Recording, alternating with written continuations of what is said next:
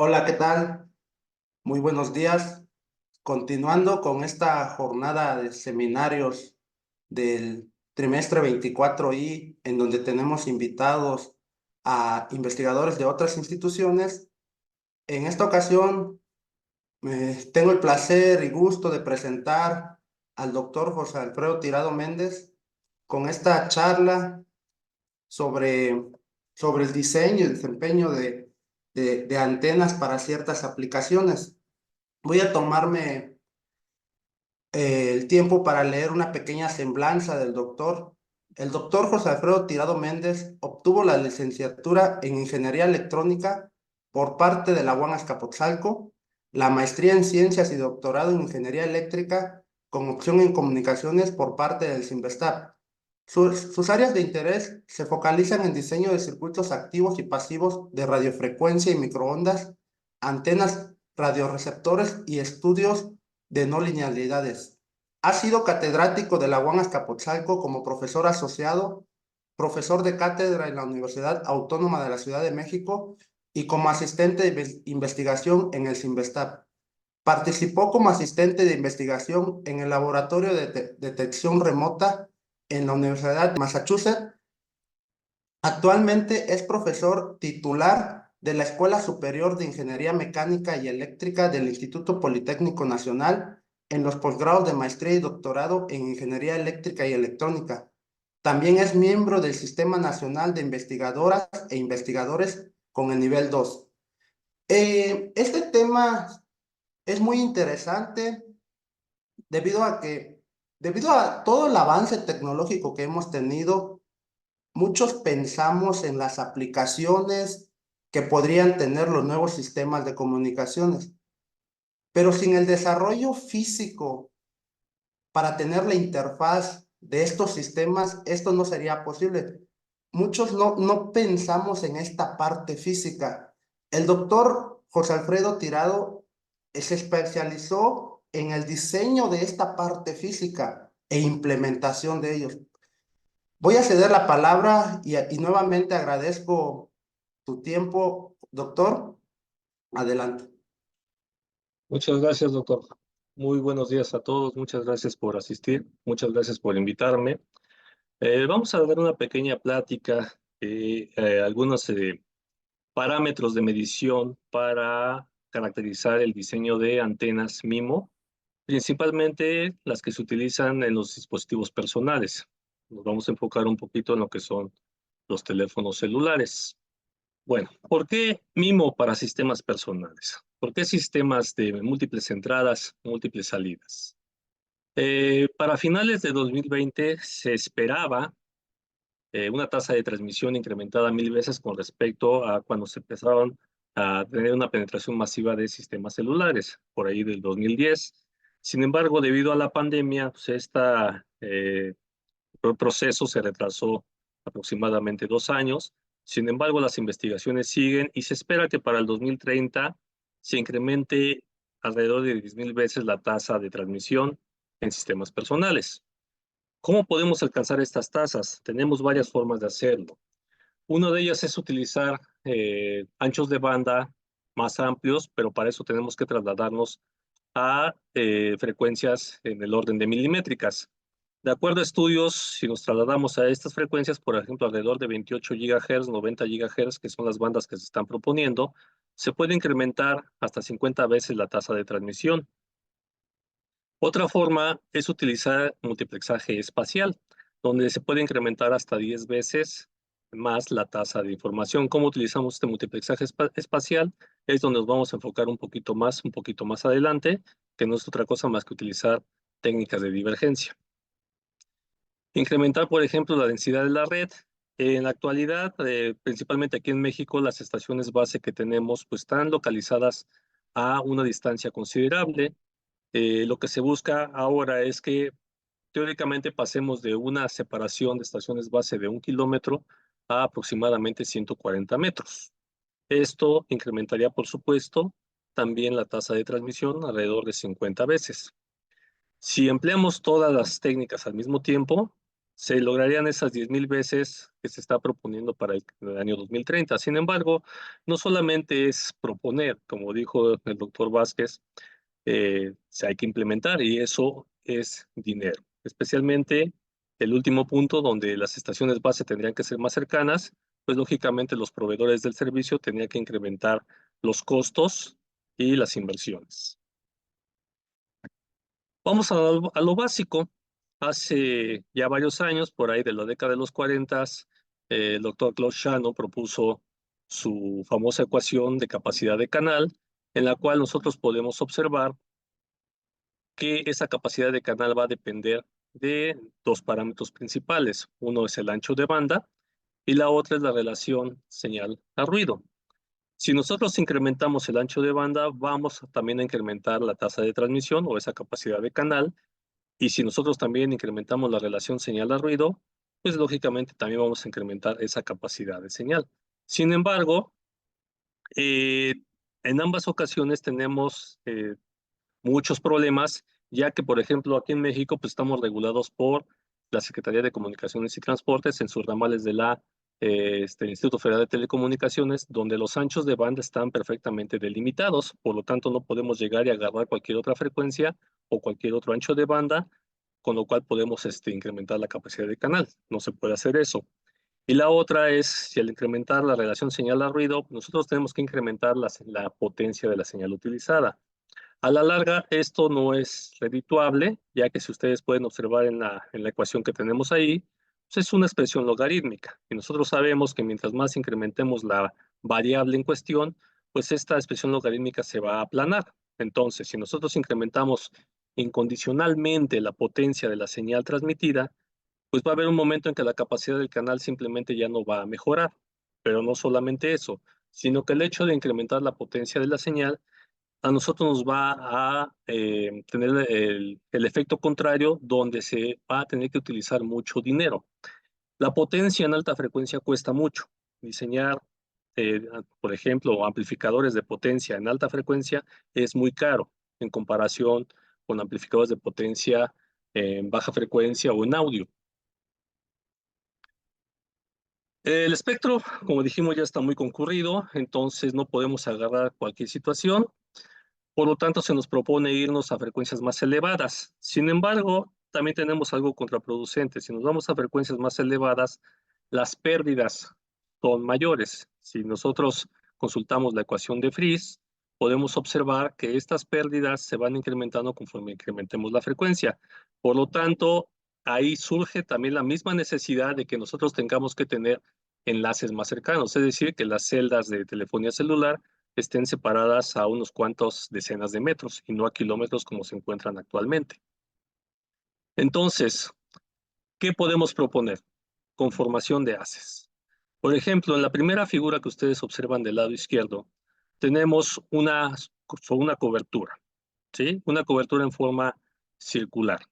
Y esa cobertura, la de gris oscuro, un poquito más oscuro, eh, se propone ahí una frecuencia de trabajo de 2.1 GHz, por lo tanto podemos tener nosotros una distancia un poquito más grande donde podamos cubrir una mayor área. Si subimos nosotros la frecuencia, el área que vamos a cubrir va a ser más pequeña. Por ejemplo, ahí en este dibujo en particular tenemos una frecuencia utilizable de 6.5 GHz. Por lo tanto, no puede cubrir un área más amplia porque a mayor distancia tenemos una mayor atenuación de la señal. Por otra parte, en la figura del medio podemos observar que si nosotros modificamos la forma del patrón de radiación de nuestra estación base y lo conformamos el haz a un ángulo de apertura más angosto, podemos alcanzar nosotros una distancia mucho mayor. Sin embargo, el área de cobertura no es la misma que cuando utilizamos 2.1 GHz. Pero eso es el chiste de esto, de que este haz no solamente puedo conformarlo en forma, valga la redundancia, sino que también puedo modificar la dirección en la cual se está propagando la señal. Entonces, si tenemos un sistema limitado por interferencias, no solo podemos incrementar la potencia para mejorar la calidad de la señal. de hacerlo, también vamos a modificar la interferencia, también la vamos a hacer más grande. ¿Por qué? Porque nosotros tenemos sistemas aledaños. Entonces, a pesar de que yo esté dándole un mejor servicio a un usuario que esté en mi celda porque incrementé la potencia, esa señal también se va a ver reflejada en las celdas contiguas, por lo tanto, también estoy incrementando la interferencia de la celda aledaña, lo que puede pasar también en el sentido contrario, donde alguien en la celda, la estación base de la celda aledaña, incrementa su potencia, por lo tanto, me va a dañar a mí también, ¿sí? Una mejor solución es direccionar la energía. De esta forma aumentamos la señal en el punto deseado, pero a la vez no solamente incrementamos en ese punto específico, sino al tener un haz conformado en una sola dirección, también evitamos que señales interferentes puedan llegar a nosotros, salvo que estén en ese punto de referencia en el que a nosotros nos interesa.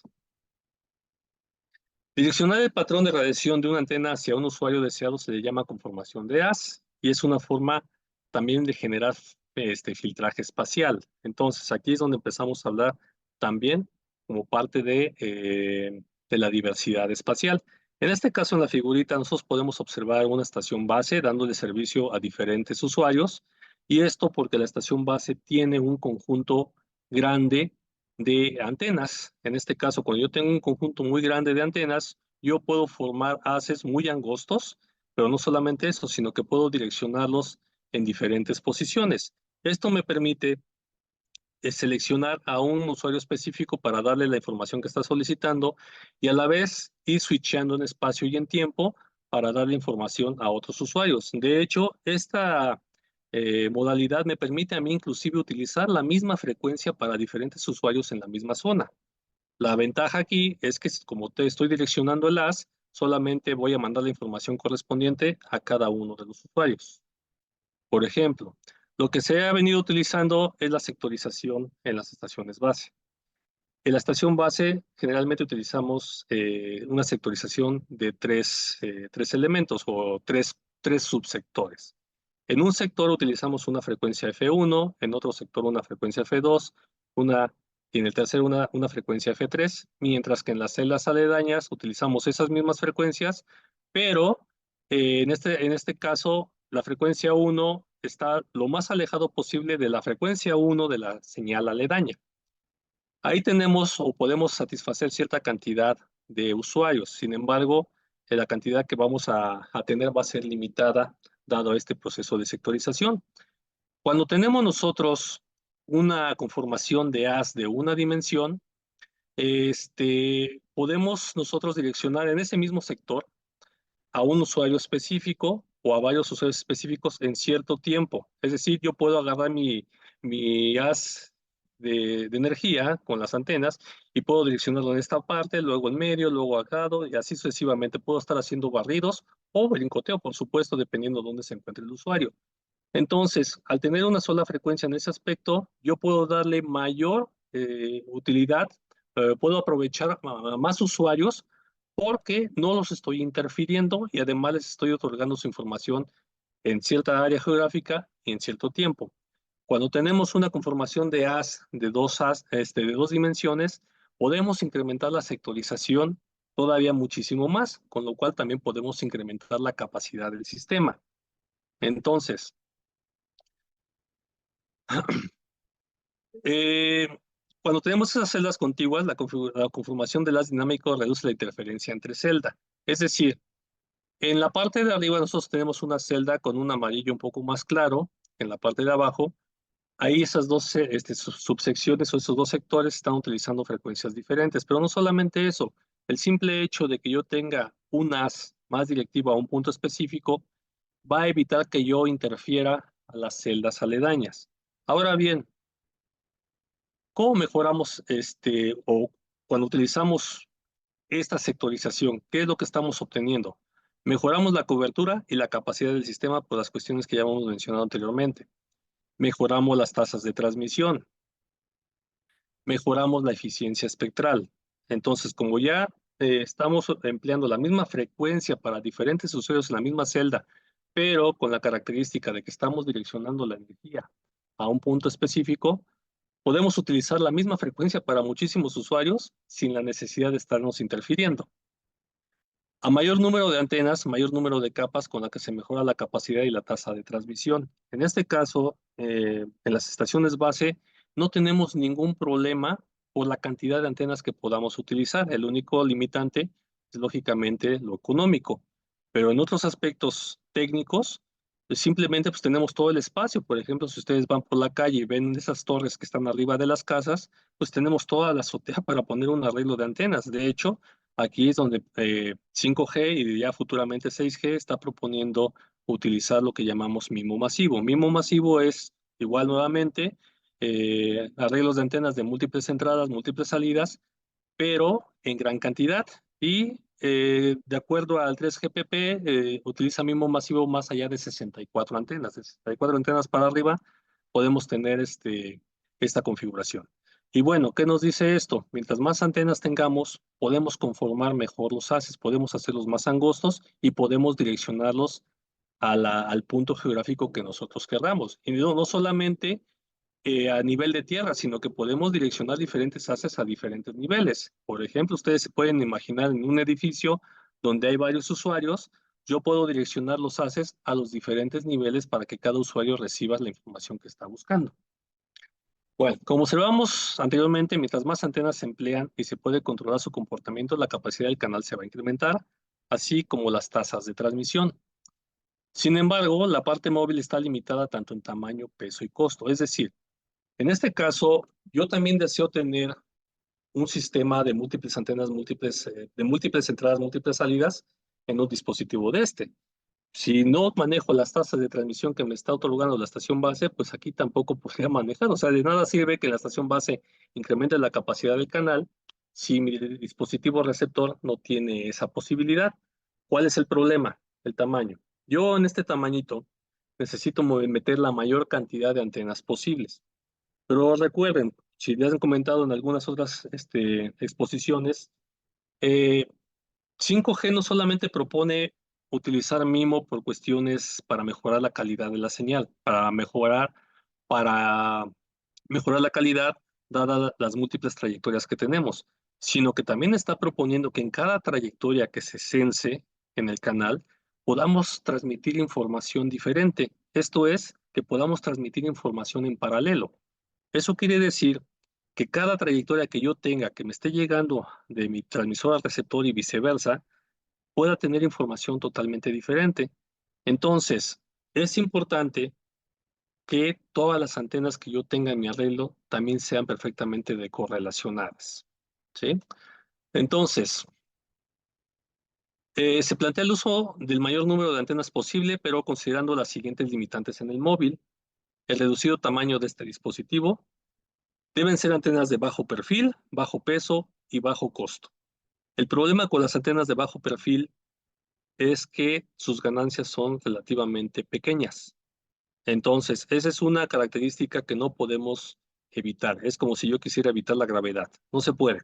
Entonces, es algo que físicamente va en contra de la naturaleza, pero que tenemos ciertas artimañas para darle vuelta a eso. Es como si yo les dijera, bueno, no quieres evitar la gravedad, pero puedes volar, puedes subirte a un avión. Eso no quiere decir que siempre vas a estar en el aire. Entonces, aquí podemos mejorar ciertas características de nuestras antenas, pero no hacerlas tan redituables como una antena que nos dé bajo perfil, una antena volumétrica, ¿sí? La interacción entre los elementos, dada la cercanía necesaria en el móvil. Entonces, como mencionamos hace unos minutos, cada información que vaya en cada trayectoria en la propagación deben estar totalmente decorrelacionadas. Eso para que la información que yo tenga en una antena no se combine con la otra o con las otras que tengo.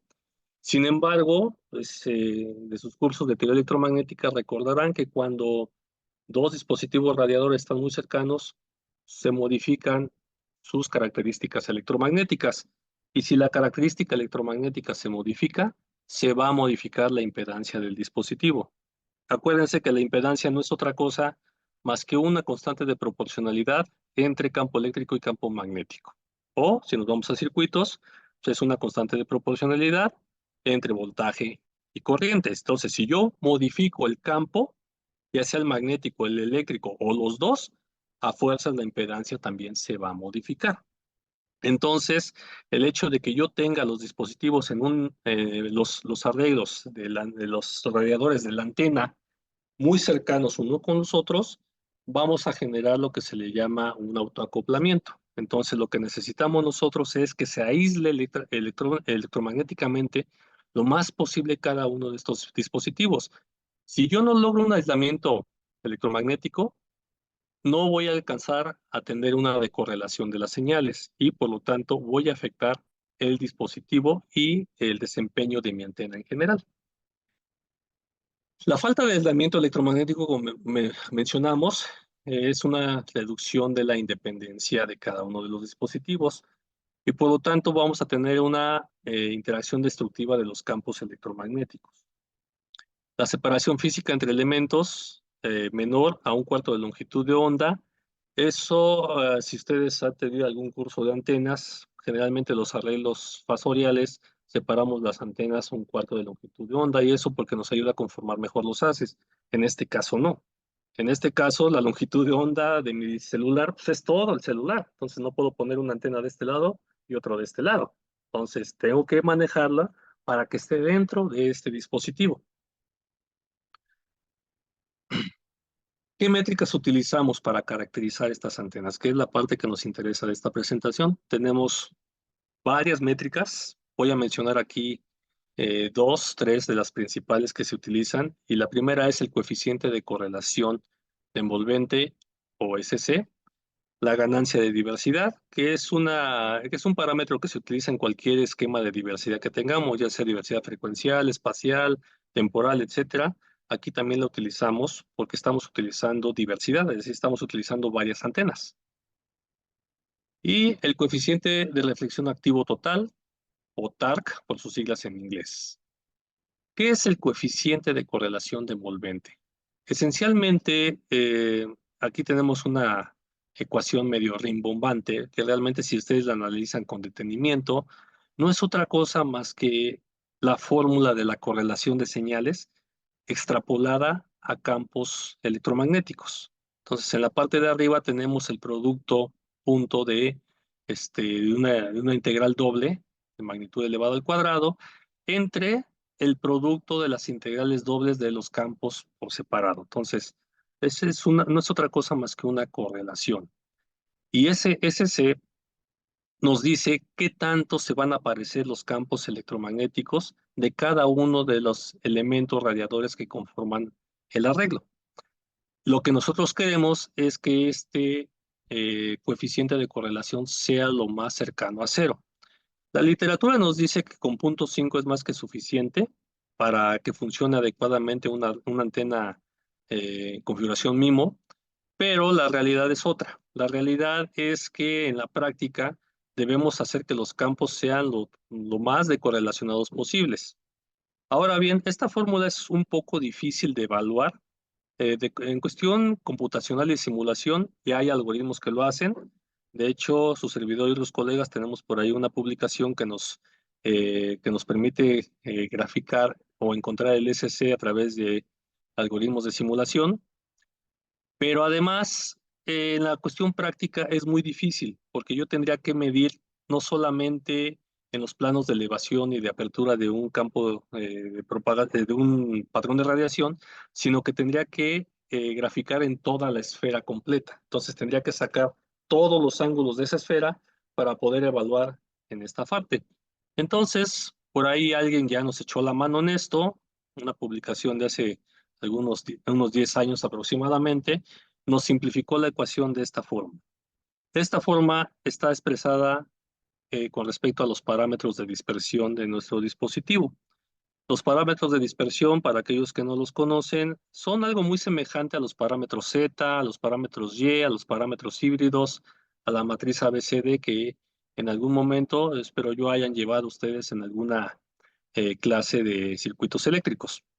Entonces, estos parámetros a nosotros nos permiten encontrar esa evaluación del SC y verificar si la correlación entre campos es lo más cercano a cero. Si yo tengo una correlación más elevada, créanme que ya en la práctica no va a funcionar nuestra antena. Aquí tenemos un ejemplo de una antena que se publicó hace algún tiempo. Eh, en esta ustedes pueden ver que se obtuvo el SC de tres formas. Una, el SC simulado con parámetros S. Otra, el SC simulado, pero con las ecuaciones de campo lejano, con la primera ecuación que vimos. Y la otra es el SC medido con los parámetros S. Entonces, si ustedes comparan, pues realmente no es mucha la diferencia. Aquí pues, simplemente magnificamos la gráfica para verlo cómo se ve. Pero si ustedes comparan un punto con el otro, pues la diferencia no es más allá de 0.004. En este caso, si observamos, por ejemplo, aquí en 4 GHz, la flechita es mucho menor a 0.004. El simulado con parámetros S está por encima de 0.002 y el medido pues está cerca de cero. Entonces la diferencia no es muy grande. Estos valores pues, son los adecuados, ¿no? Porque eso me permite asegurarme que hay muy poca correlación entre los campos que yo voy a utilizar. En conclusión, ¿qué me dice esto? Que la información que reciba una antena no se va a combinar con la antena que yo tengo al lado. Entonces, eso es bueno porque me permite incrementar la capacidad de mi canal. El coeficiente de reflexión activo total, o TARC, es otra métrica que me permite caracterizar el comportamiento de la antena. Desgraciadamente, muchos investigadores minimizan este parámetro. Y de hecho, en la mayoría de las investigaciones que he hecho de artículos ya publicados por otros autores, es un reporte que hacen incorrectamente, ¿no? Entonces, eso es algo que se tiene que hacer con mucho cuidado, porque ya mencionamos que cada radiador de mi arreglo va a tener la posibilidad de recibir información diferente en comparación con los otros miembros del arreglo. Pero eso no quiere decir que sepa qué es lo que va a recibir. Nosotros sabemos que la información es totalmente aleatoria y de hecho ese es el chiste, por eso se llama información. Si fuera algo conocido, pues no tiene nada importante que asignarnos. Pero eso no solo es lo importante, sino que cada trayectoria, cada información que llegue por diferentes trayectorias va a llegar con fases totalmente aleatorias. Entonces, tenemos que hacer el análisis de todas esas fases. Ese sería lo ideal. Entonces, esta es la forma general para un arreglo de n elementos, lo cual podemos nosotros sustituir dependiendo del valor de n mayúscula es el número de elementos, y como podemos observar en esta fórmula, pues está también nuevamente en función de esos parámetros de dispersión que mencionamos anteriormente, ¿sí? Pero también está en función de las fases, ahí lo tenemos en la exponencial, donde tenemos jk subíndice k-1. Ahí nosotros tenemos diferentes fases. Por ejemplo, si yo tengo un arreglo de 4 antenas, va a depender de 3 fases diferentes, ¿sí? Si expandimos esta, por ejemplo, esta ecuación a 4, tenemos esta expresión. Y ahí podemos observar que este coeficiente me va a decir, bueno, está en función de los parámetros de dispersión, como mencionamos, pero va a estar también en función de las fases que reciba cada una de las antenas, de las fases de esas señales, ¿sí? Entonces, aquí mostramos el comportamiento del TARC para dos antenas diferentes. En la ecuación de arriba, perdón, en la gráfica de arriba, ustedes pueden observar un grupo de curvas que se traslapan, que tienen un comportamiento medio errático, por decirlo de una manera, donde los mínimos de cada curva están en diferente posición. Entonces, ¿qué nos dice eso? Que la antena que estamos utilizando, ese arreglo, las fases eh, pegan, degradan el funcionamiento de esa antena. Entonces, si yo tengo esa antena y le llegan diferentes señales con diferentes fases, lo más probable es que toda esa señal que yo esté recibiendo en la antena la voy a reflejar. O sea, la antena no la va a procesar, por decirlo de una manera. Llega a la antena, se genera este efecto de señal reflejada y la información no va a llegar al receptor. En la misma antena la va a rechazar. Ahora, la segunda gráfica que vemos abajo, podemos observar que los mínimos que presenta cada una de las curvas están a la misma frecuencia, ¿sí? diferente magnitud, pero todas tienen el mismo comportamiento, es un comportamiento muy convergente. Entonces, lo que buscamos es tener el comportamiento de la segunda gráfica, pero no solamente eso, sino que esos mínimos que tenemos en esas curvas estén por debajo de menos 10 decibeles. ¿Con eso qué garantizo? Con eso garantizo que mi antena no solamente no va a reflejar tanta información, sino que va a procesar mínimamente el 90% de la información que le llegue y no se va a ver alterada por las diferentes fases que le llegue a cada uno de los dispositivos. Entonces, ¿por qué les digo que los autores de otras universidades presentan mal este resultado? Porque hacen el análisis solamente para una sola fase. Yo puedo hacer el análisis, por ejemplo, si nos vamos a la gráfica de la parte de arriba y agarro la que está más profunda, esa de color azul, donde tengo los marcadores S11 y S22, y yo puedo reportarlo y decir, ¿sabes qué? El TARC es tan bueno que tiene mucha profundidad y tiene muy alto ancho de banda. Y sucede que eliminaron todas las demás curvas.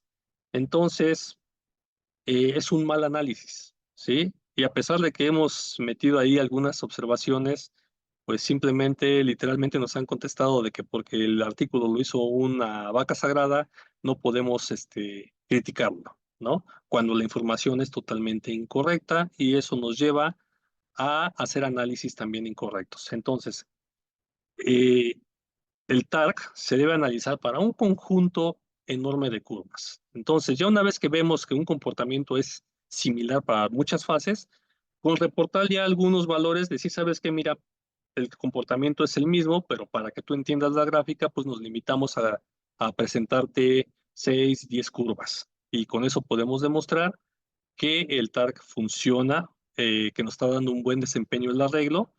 Y créanme, la experiencia me ha dicho que cuando tu antena no funciona bien, con que agarres tus 5 valores de fase, vamos a tener el resultado que tenemos en la parte de arriba. Entonces, si tú agarras 5 o 10 valores de fases diferentes y tienes el resultado del de abajo, estoy 90% seguro que tu arreglo va a funcionar. ¿Sale? Ahora, unos ejemplos que han hecho mis estudiantes de licenciatura. Por ejemplo, aquí tenemos una antena de 4 puertos. Esa es una combinación fractal metamaterial. El fractal, ustedes los conocen en la naturaleza, por ejemplo, un helecho, un copo de nieve, etcétera, etcétera, son fractales. Metamaterial, bueno, necesitaríamos otra sesión para explicar lo que son los metamateriales. Es un área muy bonita, pero no nos vamos a detener en eso. ¿Qué buscamos con este arreglo? Con este arreglo buscamos reducir el tamaño de la antena. Esta es una antena aproximadamente de, si no me recuerdo, más o menos como de 50 por 50 milímetros. Una antena de ese estilo cabe perfectamente en un celular. La separación entre antenas, si ustedes se dan cuenta, cada uno de esos radiadores que tenemos en forma de cuadritos, se le llama, bueno, la figura que tenemos ahí es un fractal tipo Hilbert, así se le llama, es la curva de Hilbert. Es un matemático que vivió hace algunos añitos por aquí y es una de sus propuestas. Se utiliza para varias cosas el fractal de Hilbert. Aquí nosotros lo estamos empleando para generar un radiador eficiente, con buen ancho de banda, pero no solamente eso, que, me, que opere como, como un resonador de frecuencia dual. En este caso, nuestra compañera diseñó este arreglo para que trabajara la frecuencia de 1.8 GHz y de 2.4 GHz, que son dos frecuencias ampliamente utilizadas. Y lo que ven ustedes en medio se le llama barrera electromagnética. En este caso, la barrera electromagnética se implementó a su vez con igual un fractal de Hilbert de segundo orden. Y eso lo que nos hace es evita que la radiación de una antena se vaya a otro nivel, es decir, que se incremente el aislamiento electromagnético entre cada una de las antenas. Esta es la antena construida, entonces, pues si no se utiliza para comunicaciones, al menos se la pueden colgar así en el cuellito, se ve bonita, entonces la pueden traer ahí como cadenita y está chiquita, entonces sirve de adorno también, ¿sale? Los resultados, la curva de arriba nos dice la frecuencia en la que opera la señal, donde tenemos los mínimos, ahí M1 es de 1.6 GHz, pero M4, si se dan cuenta, cubre hasta 1.83 GHz, es decir, me cubre toda la banda desde 1.3 gigas hasta 1.83 gigas. Es decir, inclusive esta antena se puede utilizar para sistemas GPS, ya que GPS trabaja alrededor de 1.6 gigahertz, mientras que la banda superior, el mínimo está en 2.4 gigahertz, que es la banda que nosotros estábamos buscando. Las dos curvas que ustedes ven abajo son los aislamientos eléctricos entre elementos radiadores. Esas curvas se busca que estén lo más abajo posibles, que estén por debajo inclusive de la curva de arriba, del parámetro S11. Y como podemos observar, esas curvas están por debajo de 30 dB, es decir, que la señal de una antena que se pueda eh, inducir a otra antena se va a atenuar mínimamente 30 decibeles en las bandas que estamos utilizando. Entonces es un resultado muy bueno, y digo muy bueno porque las antenas están pegaditas. De hecho, la distancia entre antenas es como de 10 milímetros aproximadamente, si no es que menos. Se sacó el SC de las antenas. Aquí estamos sacando la relación de la antena 1 con la 2, la 1 con la 3, la 1 con la 4. La ventaja de este tipo de antenas, muchachos, es que presenta una simetría axial. ¿Qué quiere decir eso? Que los valores que yo mida de una antena con la otra son exactamente los que tenga alrededor de todas las demás antenas. Si yo giro esa antena para el sentido de las manecillas de reloj o sentido contrario 90 grados, tengo exactamente la misma configuración. Entonces, con medir solamente un parámetro, ya tengo los parámetros de los demás. Entonces, ya no tengo que estar amontonando resultados. Entonces, el SC, es decir, la correlación de campos de la antena 1 con la antena 2, si se dan cuenta, pues, está muy pegado a cero. Quiere decir que su correlación es casi cero. Entonces, los campos no están correlacionados, no se van a aparecer. Igual pasa con el 1.3 y el 1.4. Ahí tenemos un pico en 4 GHz, pero como está fuera de la banda deseada, pues no nos interesa. No está en el análisis, no voy a trabajar ahí. Entonces, no importa que tenga ese pico ahí. El TARC se pueden apreciar para diferentes valores de teta.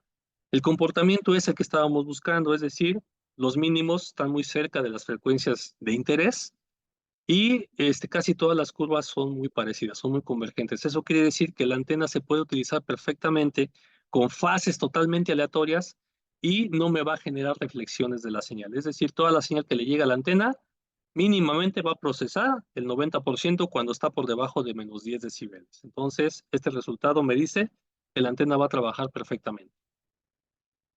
Otra propuesta que están haciendo otros coleguitas de licenciatura es esta antena de 8 puertos.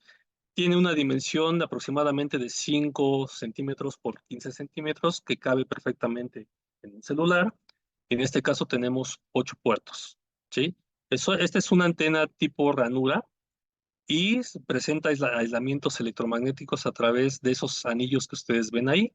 Se comportan estos anillos como filtros de chazabanda. Entonces, la señal que vaya de una antena a la otra, que están ahí contiguas, se van a rechazar gracias a esos anillos, ¿sí? Y así tenemos una configuración de 8 elementos. Esta antenita estamos en proceso de construcción, entonces yo espero que más tardar la siguiente semana ya se presente con los chicos para que terminen su tesis.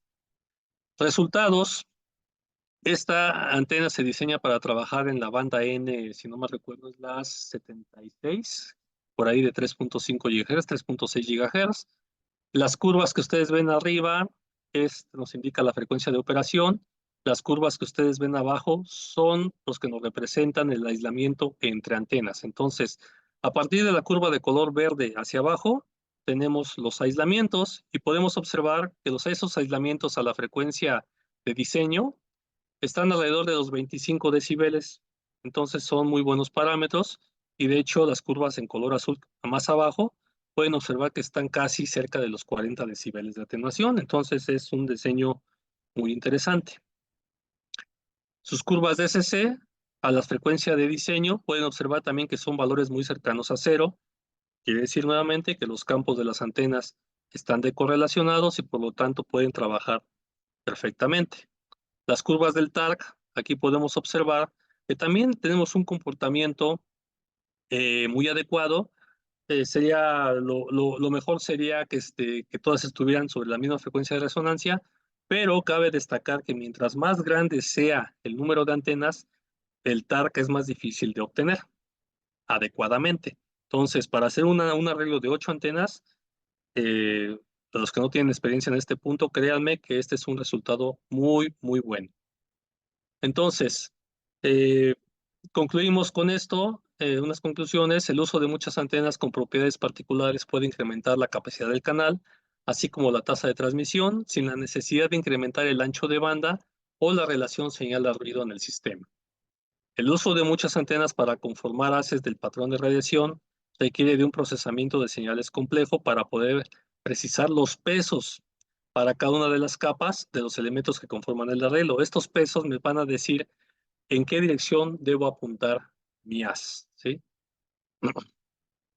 En el caso de los sistemas móviles, el uso de muchas antenas está restringido por el espacio y o el volumen del dispositivo, siendo este la principal limitante en el número de los elementos empleados. A diferencia de los arreglos empleados en las estaciones base, los arreglos utilizados en el móvil están separados por distancias mucho menores, a un cuarto de longitud de onda, lo que hace más difícil el diseño y la construcción de estos. Las principales características que debe cumplir una antena para aplicaciones MIMO en un sistema móvil son alto aislamiento entre los puertos, baja correlación, bueno, preferentemente cero, y bajo perfil, bajo costo y alta eficiencia. Y como repito, son cuestiones que se contradicen en la naturaleza. Bueno, de mi parte es todo. Estoy a sus órdenes y escucho cualquier duda que tengan. Muchas gracias. Gracias, doctor. Muchas gracias, doctor Alfredo. ¿Por aquí alguien tiene alguna duda? Pueden levantar la mano o abrir sus micrófonos o escribir en el chat. Sí, a ver, Eduardo Santos. Sí, doctor, yo tengo una pregunta. Veo que este desarrollo se ha especializado por la necesidad de incrementar la tasa de transmisión para los nuevos sistemas de comunicaciones. Em, pero algo que he visto y me gustaría saber es que, por ejemplo, en el área de radar, también utilizamos antenas que necesitamos que sean direccionales. Las antiguas antenas de radar tenían que estar girando con un motor y eso no es deseado, y ahora existen unas antenas nosotros he visto que llaman de antenas de arreglo de fase, que también buscan ser direccionales y evitar movimientos mecánicos, y también entre más direccional puede ser la antena, entiendo yo que más precisión puede tener el radar. Entonces, no sé si este desarrollo que es para comunicaciones pudiera ser también trasladado para sistemas de radares. No sé cuál sería ventaja o desventaja, porque no tengo tanto, en el radar no tengo tanto la preocupación de la tasa de transmisión, pero sí quiero tener una mayor resolución y una frecuencia, pues, preferentemente lo suficientemente grande para detectar objetos pequeños. Entonces, no sé si esta tecnología podrá ser trasladada para radar. Sí, sí, doctor. De hecho, sí. La base fundamental de ambas tecnologías es exactamente la misma, antenas inteligentes con formación de haces. En el caso de los radares, ya no es una antena giratoria como usted lo menciona. Bueno, de hecho sí hay radares de última punta que son giratorios, pero ya no es el clásico radar que veíamos en las películas de una antena parabólica, ya es un radar con la antena totalmente plana, que para ciertos puntos yo puedo dejar la antena fija, pero se ve como un panel total. De hecho, lo que hay dentro de ese panel es un arreglo de varias antenas. Generalmente son antenas que le llamamos antenas de ranura. Entonces, ustedes conocen las guías de onda, que no son otra cosa más que tubos. Esos tubos tienen ranuras, ¿sí? Que tienen una dimensión específica para la frecuencia que se está operando y se arreglan dependiendo el tipo de haz que ustedes quieren, ¿sí? Entonces, esas ranuras por sí solitas tienen un patrón directivo, pero con cierto ancho de haz para ambos, para el de apertura y para el de elevación. Y esos radares, al menos el que tenemos aquí en México, que está ubicado en Chiapas, de acuerdo a información que me comentó la Sedena hace algunos años. Es un radar que tiene alrededor de 26 antenas de ranura para la parte transmisora y alrededor de 13 antenas para la parte receptora. Entonces, son antenas así que están de este estilo como mis dedos, unas transmiten y otras reciben. Cada una de esas antenas se le manda una fase diferente de la señal dependiendo del haz que yo quiera. Y efectivamente yo puedo tener ese haz tan delgado casi de 2 grados, 1 grado, de tal manera que yo pueda apuntar a un objetivo específico, pero no solamente eso, sino que el haz yo puedo hacer que barra de arriba hacia abajo y de los lados también. Ese radar en particular, porque me dieron el folleto, de hecho podemos encontrar los folletos, aunque son radares militares, uno le pone ahí Google, radar militar francés, y ahí aparecen, porque los venden, ¿no? O sea, es una compañía comercial y se monta en un camión el radar, o sea, para hacer un radar es relativamente pequeño, pues se puede montar en un pequeño tráiler y se puede dejar fijo o puede girar, dependiendo de la necesidad. Si se queda fijo, la misma antena se le mandan fases diferentes y conforma el haz como yo lo quiera, el ancho que yo quiera. Puede ser un ancho delgadito, puede ser muy amplio. Y ese haz hago que barra así en el que le llamamos en el ángulo de apertura, ¿sale? Y puedo hacer que barra también de arriba hacia abajo, en el ángulo de elevación. Si necesito encontrar un objetivo ortogonal a donde tengo el radar apuntado, yo puedo girar la antena y nuevamente hacer ese uso. Entonces, sí se utiliza, doctor. De hecho, son los radares de punta, porque inclusive esos tipos de radares ya son multiobjetivo. Es decir, puedo generar muchos haces a la vez para detectar diferentes objetivos al mismo tiempo, y a su vez también son radares que son anti-jamming, ¿no? Entonces son señales anti-interferencia, donde si yo veo que estoy recibiendo una información, modifico el haz para yo tener un nulo en ese punto específico y no recibir una interferencia de un equipo enemigo. Pero sí, en general, doctor, sí es la misma tecnología, sí se emplea, el principio de funcionamiento es exactamente el mismo.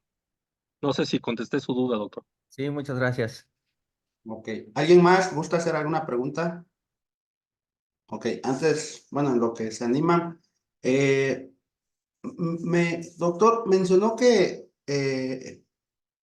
estos tipos de diseños elevan costos y todo esto, pero, por ejemplo, aquí en la universidad, si nosotros deseamos iniciar algún laboratorio en esta línea de investigación, creo que la primera inversión debe ser en infraestructura. Creo que es un costo muy elevado también. Las cámaras de medición, las cámaras de anecoica, aproximadamente una cámara, porque después viene el costo de los equipos de medición, que también millones de pesos, ¿no? Pero una cámara aproximadamente en precio.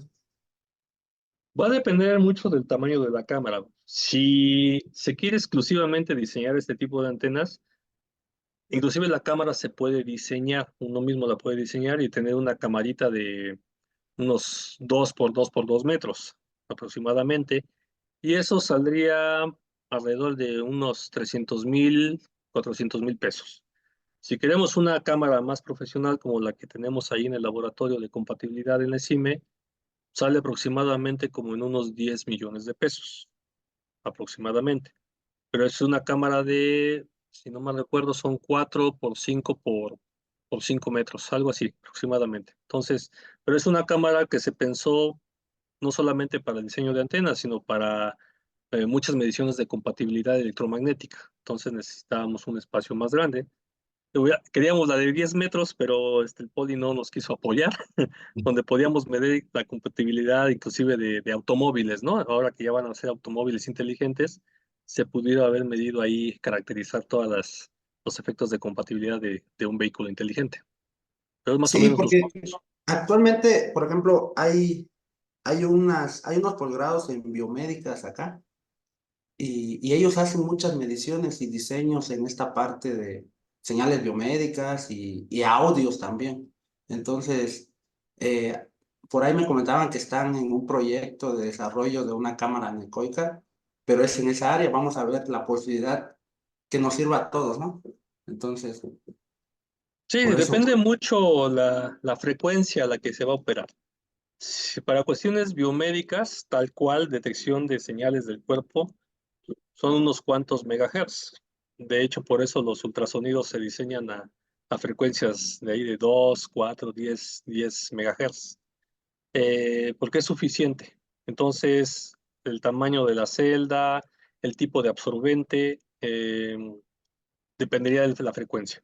En este caso, el laboratorio que tenemos acá de compatibilidad es porque mínimamente se quería medir a 6 GHz, porque en ese entonces, estoy hablando de hace 10, 12 años, las normas llegaban hasta 6 GHz, pero ahora con 5G y con todo lo que está surgiendo, Internet de las cosas y todo eso, o sea, la cámara se tiene que ir mínimamente a 30 GHz.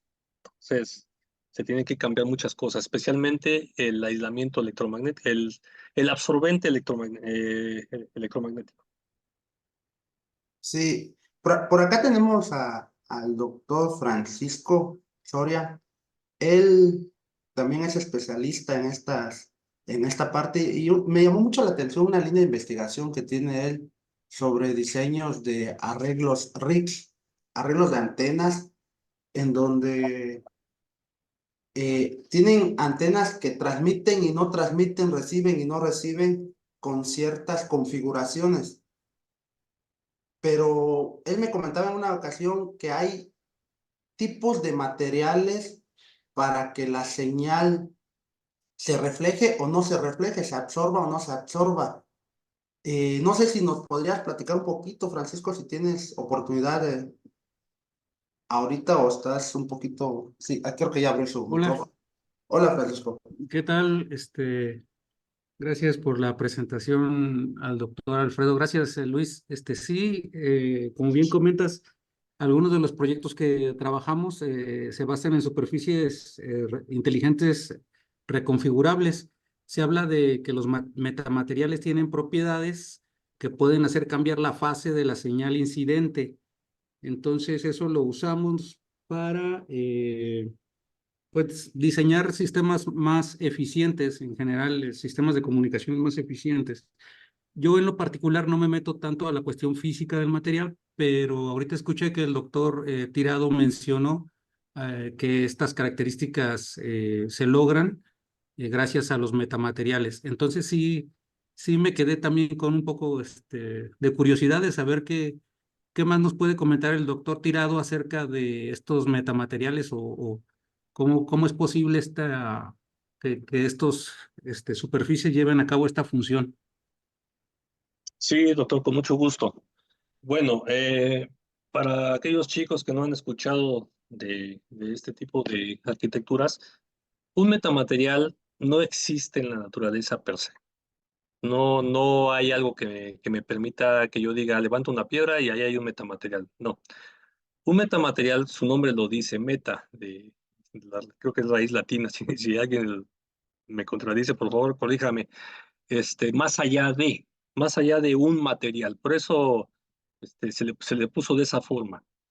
Un material convencional donde se propaga una onda electromagnética, nosotros tenemos la propagación de la onda de un punto A un punto B, donde la energía va de A a B y la velocidad de fase de esa señal también va de A a B. En un metamaterial nosotros tenemos el efecto contrario. La señal se propaga de A a B, la energía va de A a B, pero la velocidad de fase va de B hacia A.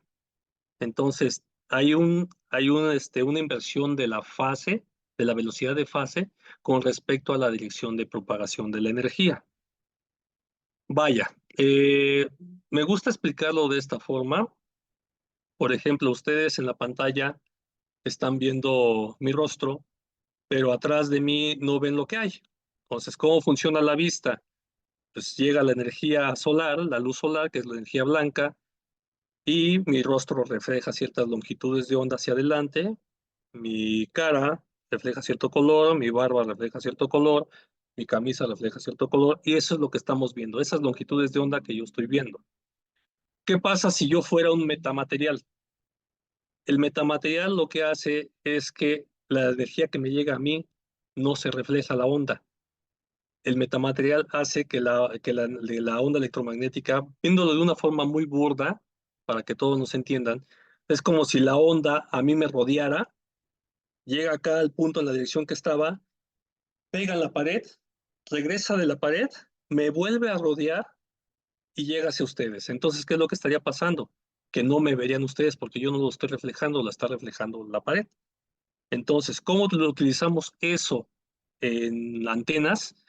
Hay muchas publicaciones al respecto de cómo se emplean los metamateriales. Desgraciadamente no existen muchas estructuras de que yo conozca, por supuesto puede haber ahí algunas, que me permitan implementar los metamateriales tal cual. Dos de las estructuras más utilizadas son los que llamamos anillos resonantes divididos. Es un anillo y otro en medio, pero los anillos no son cerrados, tienen una pequeña apertura y otra apertura acá. Entonces, lo que me permite eso es generar en esa estructura una permeabilidad negativa. Al generar yo una permeabilidad negativa, hace que la fase de la señal en esa estructura se invierta, ¿sí? Entonces, ¿cómo lo estamos utilizando nosotros aquí en las antenas? Nosotros queremos hacer antenas chiquitas. Esa es nuestra meta. Pero yo al hacer la antena chiquita, estoy incurriendo en un problema físico que se da en la naturaleza. Si yo la hago pequeñita, yo voy a minimizar su ganancia o su eficiencia o su ancho de banda o todo junto. Entonces, lo que yo estoy haciendo con el metamaterial es invertir la fase de la señal, ¿sí? Haga de cuenta que la señal llega de este slido, llega el metamaterial e invierte la fase. Nosotros sabemos que las velocidades de fase son vectores. Entonces, si tengo un vector grandote y le reduzco un vector chiquito, la resultante va a ser un vector más pequeñito. Pero sucede que ese vector pequeñito está en concordancia con la frecuencia del vector grandote. Entonces mi antena va a funcionar con ese vector más chiquitito a la misma frecuencia que mi vector grandote. Entonces yo estoy usando el metamaterial como una técnica de reducción de tamaño, porque estoy combinando las dos velocidades de fase. Acuérdense que la longitud de onda, pues, burdamente hablando, es velocidad en espacio libre entre longitud de onda, longitud de onda igual a velocidad entre frecuencia. Yo dejo la frecuencia igual, la velocidad de propagación es la que yo estoy modificando para obtener una longitud de onda más pequeñita, ¿sí? Si estoy hablando confuso, por favor, interrúmpame sin ningún problema. Entonces, ¿qué estoy ganando yo con eso? Reduciendo el tamaño de la antena, funcionando exactamente a la misma frecuencia y evitando esas contradicciones que tengo de reducir ganancia o reducir ancho de banda o reducir eficiencia. Debo pagar alguna de las tres, o sea, la situación no es perfecta. Entonces, yo lo que no quiero es reducir el ancho de banda, porque si no dejo de operar en la frecuencia que me interesa. No me interesa reducir la eficiencia, porque por mucha energía que yo le ponga a la antena, si no es eficiente, no la va a radiar de manera como yo quiero. Entonces, ¿qué puedo darme el lujo de perder? Ganancia. Entonces, las antenas pequeñitas que estamos haciendo con metamateriales me permite mantener el ancho de banda, me permite mantener la eficiencia, pero voy a pagar en ganancia. Entonces, pagué algo por reducir el tamaño, pero no pagué las tres cosas. Eso es lo interesante. Entonces, también se usan los metamateriales como aislantes. Usted bien lo dijo, hay materiales que absorben la energía y que dejan pasar otra. Diseñamos nosotros el metamaterial para que no deje pasar la energía de una antena a otra, pero que deje pasar cualquier otro tipo de información que sí me interese. En otras palabras, diseñamos el metamaterial para que funcione como un filtro rechazabanda. Entonces, ¿hay limitantes? Sí, hay limitantes como todo. Hay una amplia gama del estudio de metamateriales, la hay. He leído yo muy poco. Unos colegas del Simvestab están trabajando con metamateriales, pero en la trayectoria de enlaces punto a punto. Entonces tratan de poner un metamaterial en medio de tal manera de evitar esas multitrayectorias que funcione como una lente de Fresnel, ¿no? Entonces, que lleguen todas las multitrayectorias a ese metamaterial y a la salida salga un haz. ¿Y qué va a pasar con ese haz? Pues que va a tener mayor amplitud, mayor energía, menor ruido y evitamos las multitrayectorias en la parte receptora. Entonces es algo que están trabajando el doctor Valery Kontorovich y la doctora Beatriz Rodríguez de ahí en el Simvestab. Es algo que hemos platicado muy superficialmente, pero en sí el metamaterial en teoría tiene muchísimas aplicaciones. No sé si contesté su duda, doctor, o tiene alguna otra inquietud. No, muy bien, muchas gracias, doctor Tirado. Muchas Gracias, gracias, muchas gracias. Pues siendo las 12:02, damos por terminado este seminario. No sin antes volverle a extender el agradecimiento al doctor Alfredo Tirado por su participación. Muchas al gracias. contrario, muchas gracias por invitarme.